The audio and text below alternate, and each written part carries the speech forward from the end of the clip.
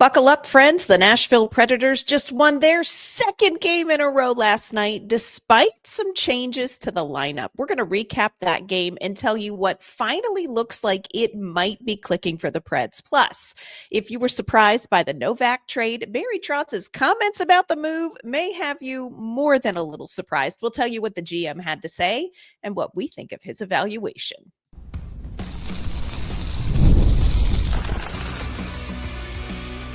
You're Locked On Predators, your daily podcast on the Nashville Predators, part of the Locked On Podcast Network, your team every day. Welcome to the Locked On Predators podcast. Thanks so much for making us your first listen of the day. We are, of course, your free daily Nashville Predators podcast.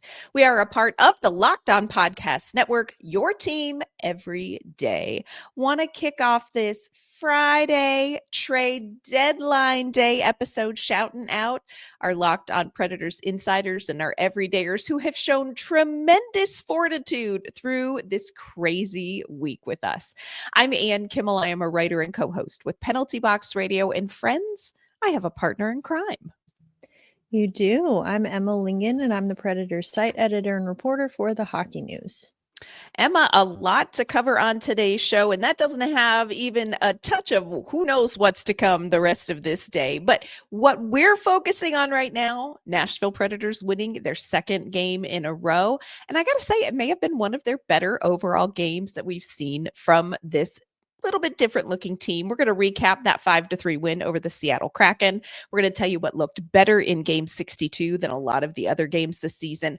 Also, if you are not quite done processing the Tommy Novak, Schenn trade, the comments Barry Trotz made about the move are likely to have you a little bit back up in your feels. We're going to talk about what he told Alex Sardi from the Tennessean about the decision to move on from Tommy Novak. Before we dive into all of the meat of this show, we do want to let you know today's episode is brought to you by FanDuel. Right now, new FanDuel customers can get $150 in bonus bets if your first $5 bet wins.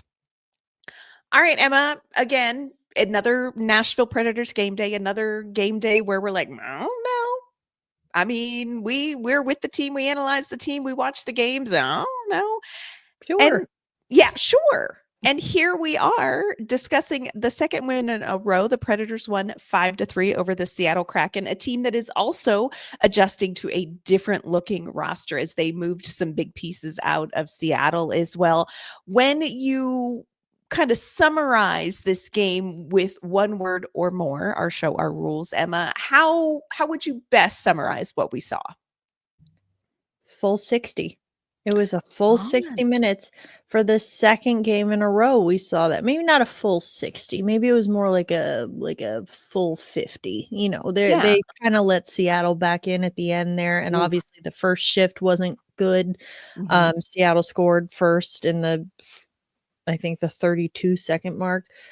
But from after that first goal, you know, Nashville was all over them in their zone.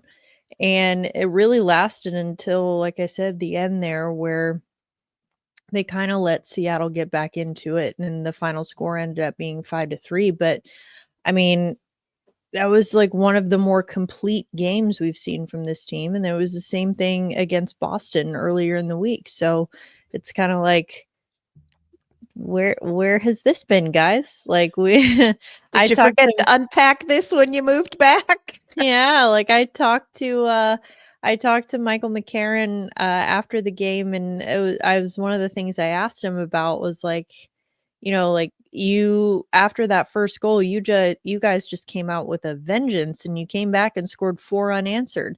Like, you know, I didn't ask it this way, but essentially, like, where has that been, sir? And he was like, yeah, we haven't had a lot of that this season. And, you know, you're actually starting to see that click. Again, would have liked to see it click, you know, a few dozen games ago, but it's fine. Yeah. It's fine. We're having so much fun. Yeah, my one word, and I've got to be honest with you, I think maybe I am clinging a little too tightly to March is So Midnight to survive this season because I truly can't remember if I've recently used this one word or not. But my one word is two words, and it is a movie. It's called The Gentleman. Have I talked about this I don't recently? know that you have. Okay. Well, I've been telling lots of people about this movie, so I can't remember if I talked about it here. This movie actually not even remotely on my radar, really sort of not particularly a genre that I navigate to. But Zachary LaRue shared that's one of his recent favorite movies. It's one of Luke Evangelista's favorite movies. And I was like, well, isn't that great information? Super. But over the Four Nations break, I had finished up a series I was binging and I was like, you know what? I'll just put this on in the background. Emma got so sucked into this movie. One of the best, like crime-ish, but like quirky. It's like Knives Out, only serious movie. It's like Oh. movie. Matthew McConaughey is in it. A bunch of other like famous actors are in it. But it was not necessarily a movie I would have picked on my own. But I was like, "Oh, okay, I'll give it a shot." And it ended up being unexpectedly fantastic. I have recommended this movie. My husband's now watched it. My kid's coming home for spring break, and we're going to be watching that. And I feel like this game was the gentleman of hockey for me, where I'm like, yeah, I would not have put all this together. But I'll give it a shot. I mean, this is what we do. We watch hockey games, but I was unexpectedly delighted by this. Now, just a disclaimer, because I feel like sometimes my mom listens to this. And I feel like I have to say that there is adult language in The Gentleman, very adult language in The Gentleman, language that Minka would absolutely not approve of. So I just feel like I have to put that disclaimer out there. It's got some swears. A lot of swears. There's some adult language in hockey too, from time to time. I have heard. Let me tell you about some of the people that cover the hockey team and their language. Yes. Oh gosh, delightful people. Yes. They're all delightful people, but every so often, one of the more unexpected ones drops a bomb, And we're like, oh, and we were like, "Oh, I was not familiar with that part of your game, sir." this season it's done a number on us, folks. It has brought out sides of us we didn't know we had. Of course, we always ask our insiders for their takes, their one word after a game. Lee said, I, for one, am here for the boys rallying, finding some identity, and enjoying a 2-game streak. I'm going to trust the process. Dustin said, nice win. My one word tonight is addition by subtraction. It seems as if the players that the Preds lost have motivated this team to get it together. I hate that it came to this, but they're looking like a better team all around. Gayton says his one word is 2 words, quality hockey. Who are these players and what did they do with my stinky Preds? I mean, that literally for at least 50 minutes of the game, we were all asking ourselves that question. Jennifer's one word is fun. These 2 games have just been fun. Not perfect, but fun. Friends, we have not had fun hockey in Nashville for a majority of the season. So 84 years. 84 years. Emma and I have aged like presidents covering this season. So we're here. We agree with Jennifer. Like, these games may not be perfect, but we are finding fun where we can. Coming up, we did see some of the same lines that had success against Boston, but there were also a few new combinations in the game against Seattle. We're going to tell you what we liked best about what we saw offensively and defensively from the Preds. Today's episode is brought to you by FanDuel. When the game tips off, the NBA action is just getting started, and there is no better place to get in on it than FanDuel, America's #1 sportsbook. With FanDuel, you can place live bets throughout the game. So even if you miss the opening tip-off or you want to bet on a fourth quarter comeback, you can stay in the action. And if you're looking for a bigger payout, you can even combine your live bets into a same-game parlay. You're You're going to love using FanDuel's live betting feature because it keeps every moment of the game exciting. Whether you are backing your team for a late game rally or you're picking the player who's going to hit that clutch three, you will never feel like you missed your chance. Plus, the app is easy to use, and when you win, you get paid instantly. Right now, new FanDuel customers can get $150 in bonus bets if your first $5 bet wins. Just visit FanDuel.com to join today. That's FanDuel.com for your shot at $150 in bonus bets. Make every moment more with FanDuel, the official sports betting partner of the NBA. Emma, when you look at this 5-3 win over the Seattle Kraken, what were some of the specific things that really caught your attention from the performance, whether it's offense, defense, pace, any of that? Sort of what was the initial thing that you kind of take away from this performance? Well, I think just like I said, after the first shift was bad. Ooh, it was Obviously rough. resulted in a goal in the first 32 seconds, but it was after that, I mean, it was just the pressure, the relentlessness, the forechecking, the tenacity on pucks. It was like, oh, this is where it is. This is what we saw last season with this team. Their whole Yes. thing, relentless like that. You saw it again. And it seemed like they had a little bit more of an identity to them. And it was just the resilience. We talked about, in the Boston game, my word was whack-a-mole because it was like they kept going down and then up and then down and then up. And this was just, okay, they went down once early and said, "Oh, I don't think so," and came back, and they just did not let up again until, towards the end. But, I mean, it was that relentlessness that was kind of the trademark of, this team last season that brought them so much success, and you saw that again, and you just saw guys kind of all again, like, putting in the effort. They were taking away space. They were not leaving a lot of space Yes. out there for Seattle.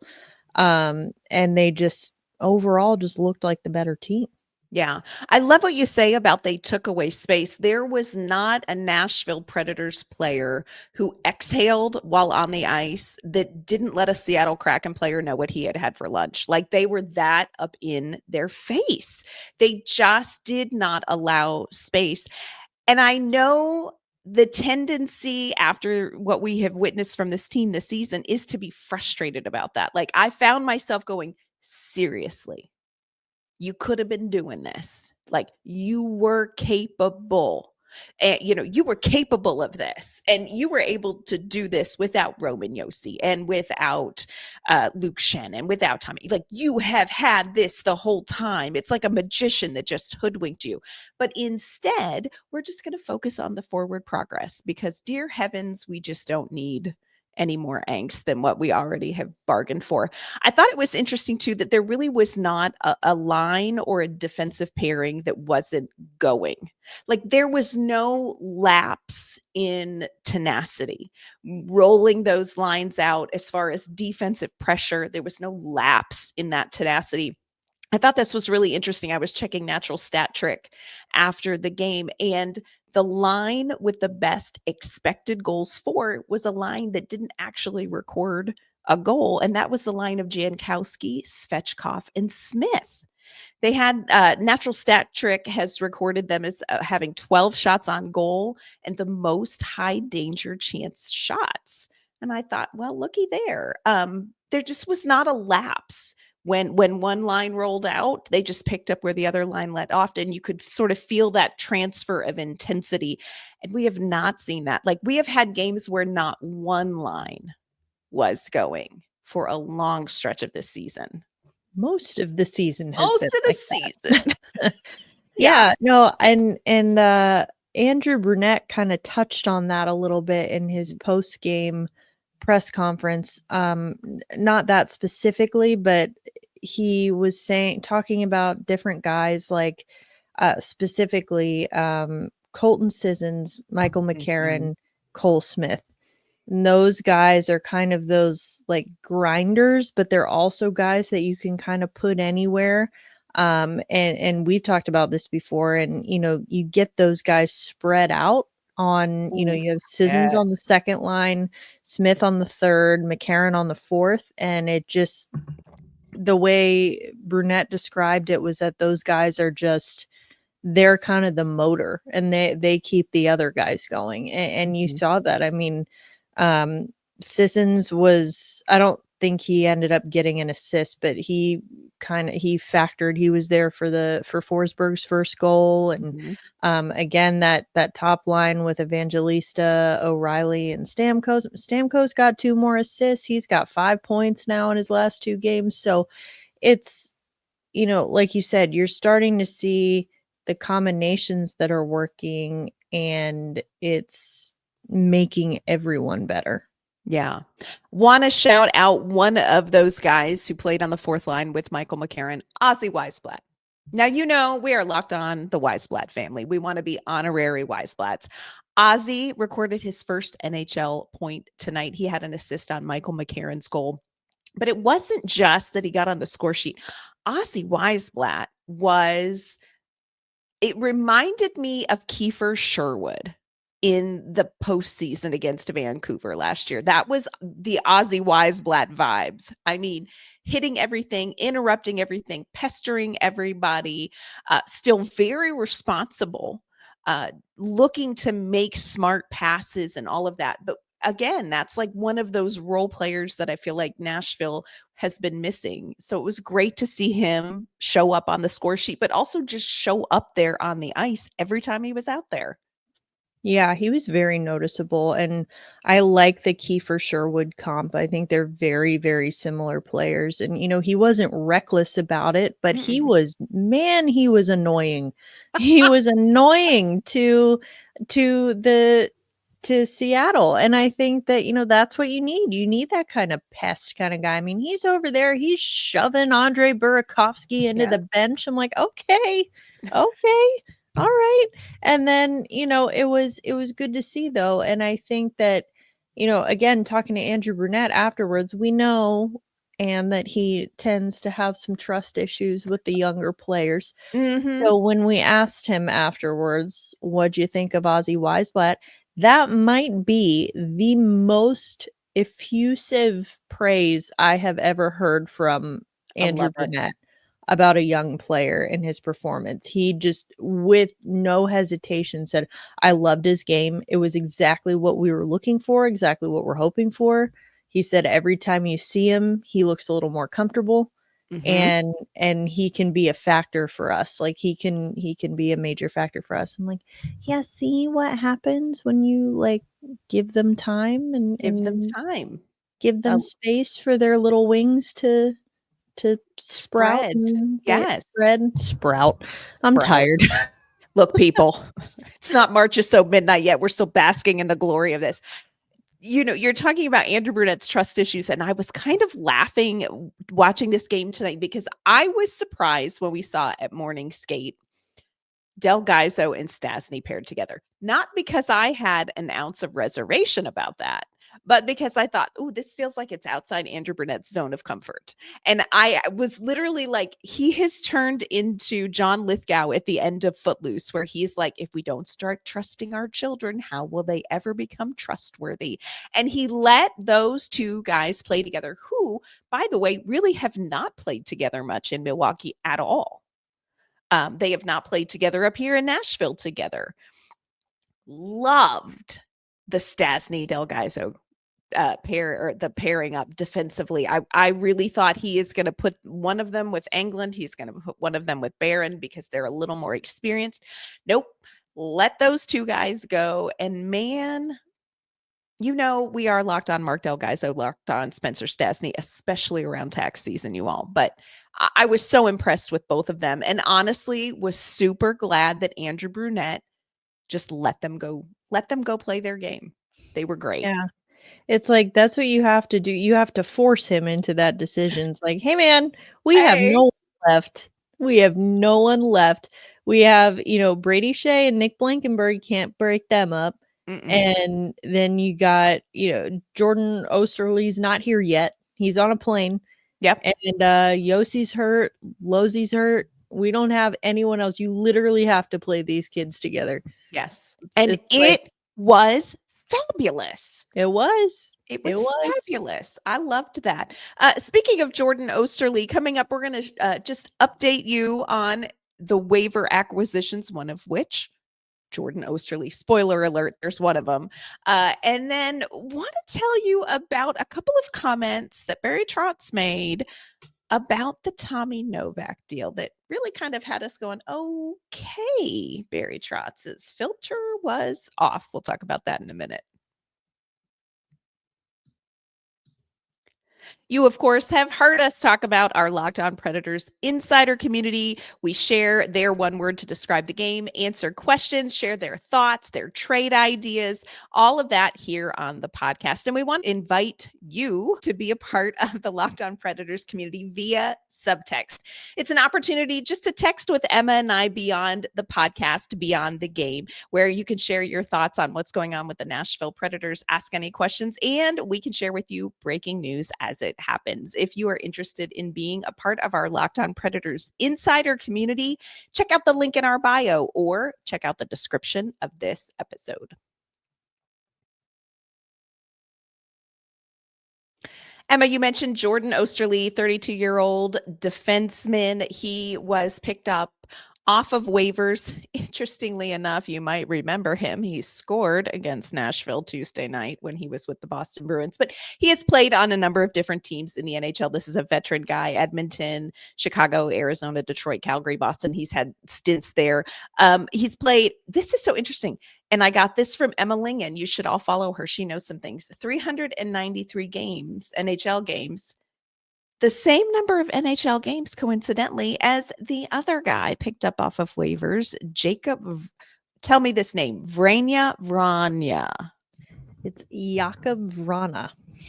Exactly how I said it. That is in my head. It's exactly how you said it. My Northwestern Pennsylvania dialect. That is exactly how I said it. Yes, it's right, exactly how you said it. I was just confirming that you said it perfectly. Yes. Yeah. So what did you think about these waiver pickups, Emma? Anything jump out to you about this? Well, the whole besides the correct pronunciation.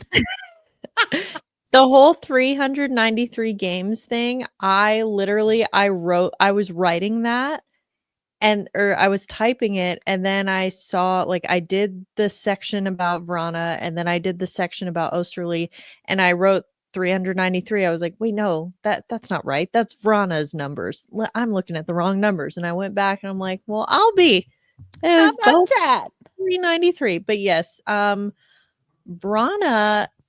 was, this was kind of like a okay, Barry one for me, because I know Jacob Vrana from his time in Washington. That's where he came from. That's where he spent most of his career.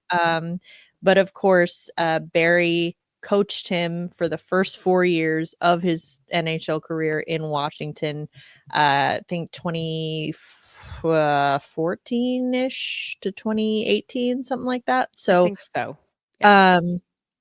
Yeah. So I was like, okay, this was another kind of like a Kiefer Bellows situation or an Anthony Beauvillier. It's like Barry just going back to what he knows a little bit. But yeah. Vrana's he's a depth winger, none of these guys, he's still only, I was actually shocked to find that he's still only, I think, 28 years old, 28, 29. Yeah.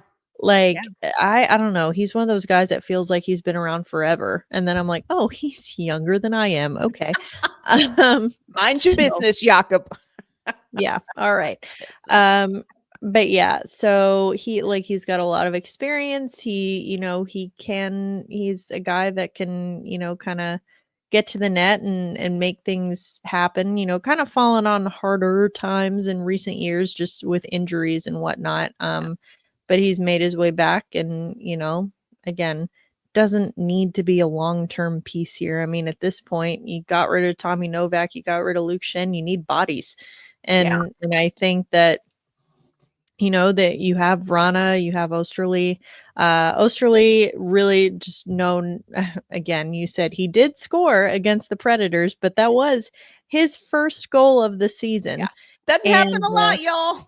no, he is a defensive Mhm. defenseman, which again, much like Andreas Englund, I'm like, thank God we actually need defensemen who can play defense. Justin Barron. So, I think that, yeah, I mean, they're both of these were for me. Were just like, sure, Yeah. sure, why not? Okay. They're not here yet. Or they were not here yet for the game. They got in Thursday night. Also learned Michael Bunting will be here later today on Friday. Still recovering from that appendectomy, so he had not yet made the trip. They didn't have nameplates in the locker room yet, but should be practicing with the team today. So not Bunting, but the other two guys should be. Yeah. You mentioned Tommy Novak. I wanted to touch on this. Barry Trotz had a chit chat with Alex Daugherty from the Tennessee, and it's a great piece. Encourage you all to go and read it and check it out for yourselves.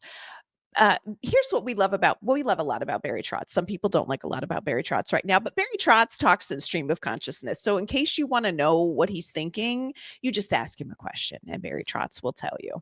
And you don't even have to ask him that sometimes question. Don't even have to ask him a question. You ask him one question and he'll answer it, and then he'll answer 3 more. That's the beauty of Barry Trotz. Yes. And of course, questions have abounded recently over the Tommy Novak Luke Schenn deal to Pittsburgh. And so Barry Trotz said, let me open the vault and tell you what I think. And he did in no uncertain terms. He mentioned that he had multiple calls for Luke Schenn, and he said, quote, I had a certain value for him. On a standalone trade, I might have been able to get a little more. But with the value between Bunting and Novak going back and forth, me and Dubas, Kyle, felt that if we made a little bigger deal, we could make it work. And so it sounds like the Novak was the trade and that Schenn was kind of the finisher that got that deal done. And that Trotz didn't get as much for Schenn as he felt like he would have if he had traded him as a standalone piece. I thought that was interesting. Trotz went on to say that losing Schenn, of course, does hurt the culture in the locker room, but said it was necessary to get the Novak deal done. And then he went on to say this, Emma. Stream of consciousness, Barry Trotz. When Novak was a 4th line league minimum guy and scoring while getting some sheltered minutes, that fit him just fine.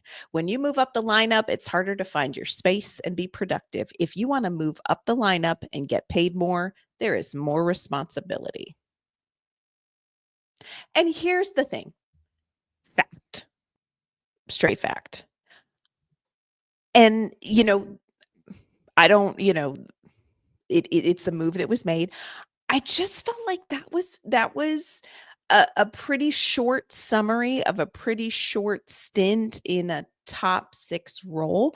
But now Novak was given a fat paycheck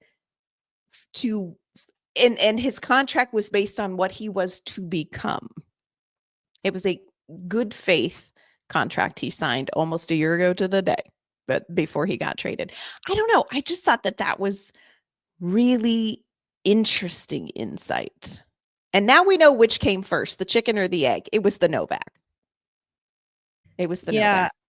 Yeah, it was funny because people were saying like, "Oh, do you think that, he wanted that Dubas wanted Tommy Novak, and then Barry said, "Fine, but you got to take Schenn too." It's like, "No, are you kidding? Barry, you have to pry Luke Schenn out of Barry Trotz's hands. Like, he loves that guy.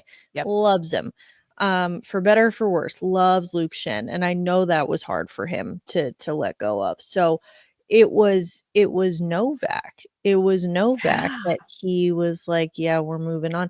And again, I don't, on principle disagree with what he said about, if you're going to make more money, move up the lineup, there's, with great power comes great responsibility and all that. fundamentally agree with that. But Correct. if you weren't sold on him, then why did you give him the contract? Like, Or tell me who you are paying more in an elevated role and playing harder minutes that has earned this season the contract you're paying them.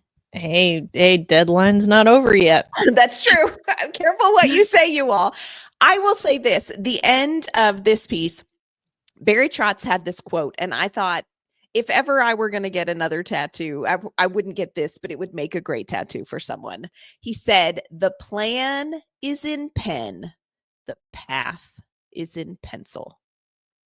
Barry Trotz dropping some existential truth about not only a hockey trade deadline and the path forward for a hockey franchise, but just in life, friends.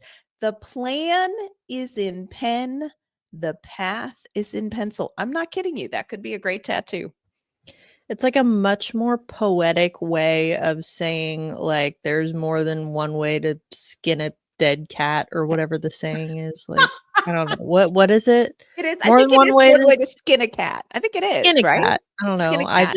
I I would hope added the cat something would dead. be dead if you're I skinning hope it. so. Yes, but but you know what I'm saying? It's like there Yeah. are many different paths you can take to get to the same result. And I think Correct. that's kind of the point here Yeah. is, the plan is the plan. I don't think the plan is changing. The plan is to win. Yes. Nuts and bolts. Plan is to win. I find it interesting because I look at, we're talking a lot about Pittsburgh lately because, obviously they just traded for Schenn and Novak. And looking at them and a lot of people saying like, well, this trade Novak makes sense for Pittsburgh. Schenn really doesn't.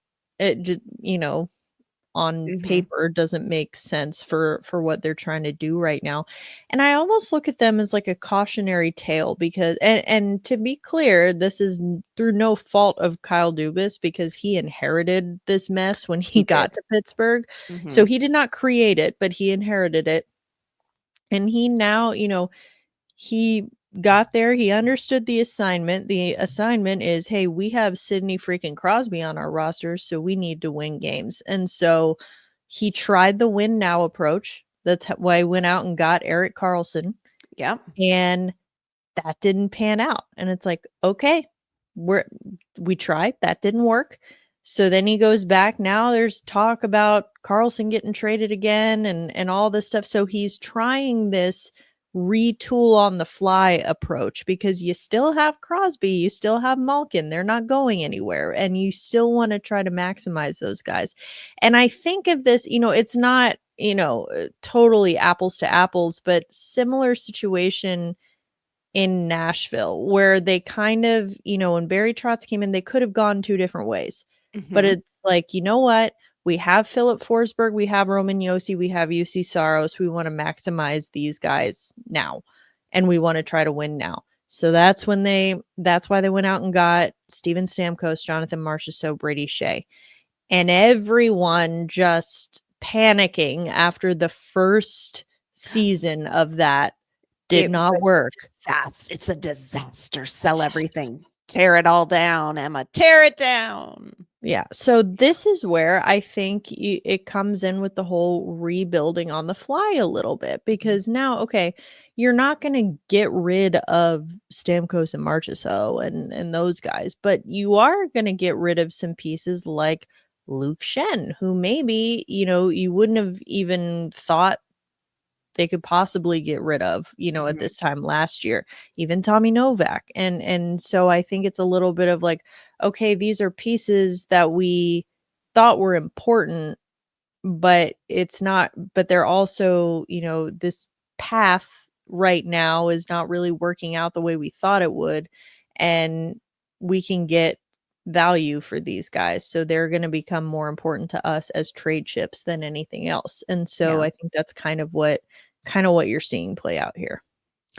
The one other thing that Barry Trotz shared in his conversation was that he is taking phone calls, or he has had phone calls made to him with regards to Ryan O'Reilly. Y'all, we just got to make it till 2:00. And then at 2:05, Emma and I drink. I mean, in fairness, I would say You if gotta take you're the call. You gotta well, take the calls. and I'm saying for other GMs, if you were an NHL GM and your team is a contender and you could use some depth down the middle, you're not doing your job if you're not calling Mm-mm. about Ryan O'Reilly because he Absolutely. does not have that trade protection. Barry Trotz is absolutely in the driver's seat here. And he has set his price, and we know that that price is very high. Yeah. It's like the latest rumbling we heard on Thursday night was, oh, now New Jersey's calling about Ryan O'Reilly. And I'm like, well, unless you all send Dawson Mercer and some other things And then back, some stuff. Yeah. then we can chat. But I don't.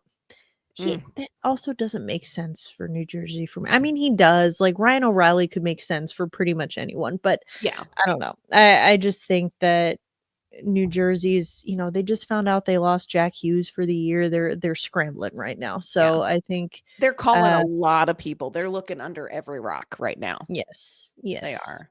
So. And like you said, Trotz has said his asking price for Ryan O'Reilly is going to be extremely high. And then I am going to charge an and tax on top of that because I have zero interest in watching Ryan O'Reilly move on to a different team. But we have until 2:00 today to see what he does. A couple other players to watch. Michael McCarron just had to go out and have a great game again. Michael McCarron showing off. Like that one makes me a little nervous too. But we will see what happens. Of course, Emma and I are going to keep you updated as we are hearing things, and likely, not guaranteeing, but likely we will hear from Barry Trotz at the end of the day about the decisions he has made at this trade deadline and kind of the direction of where he sees this team going. So it's going to be a really interesting final stretch. It is a seller's market. I think Barry Trotz has to take a lot of phone calls because this seems to be a trade deadline where you're going to get a great price. But it's still going to come with an and tax if you call about Ryan O'Reilly, and that is high, and you all cannot afford me. That's just where I'm at, y'all. This is the worst week of my life. I hate this week every time. I can't stand it. And doesn't do well during deadline week. Can confirm it's too much. It's too much for me. It's too much. It's just not for you. I literally have to remind myself, like, you were just reporting on this. It's just all you have to do is report on this. You don't have to feel anything. Go like so. I need your ring light to go out on me, Emma. So I am shrouded in shadow until this is all over. I know you just want to bake them cookies and if they were jerks, I'd be like, don't let the door hit you. Yeah. But there's a lot of good look, folks, like their play on the ice or not, a lot of good people in that locker room. A lot of good people in that locker room. So we will see who remains there for the game this weekend. Saturday, Chicago comes to town. It's a battle of the worst. Let's see what happens. We will, of course, be back Monday to talk about the trade deadline. We will recap the game against Chicago as well and get you ready for next week because whether you like the moves at the deadline or not, the hockey does not stop until mid-April. And then it's like we is cut off. But we'll still be around during the off season too. Don't worry. Don't fret. We'll be here. We'll be here. Before we log off on this episode, Emma, let everyone know where they can find you and your work. You can find me on Twitter and Instagram at Emma_Lingen, and you can find my work at the Hockey News. You can find my work with Penalty Box Radio, and you can find me on social media at AnnK_Mama on Ice. That's going to do it for this episode of the Locked On Predators podcast. Thanks so much for making us your first listen of the day. We will be back with an all new episode and maybe an even more different looking roster. We'll let you know what we find out. We'll see you later.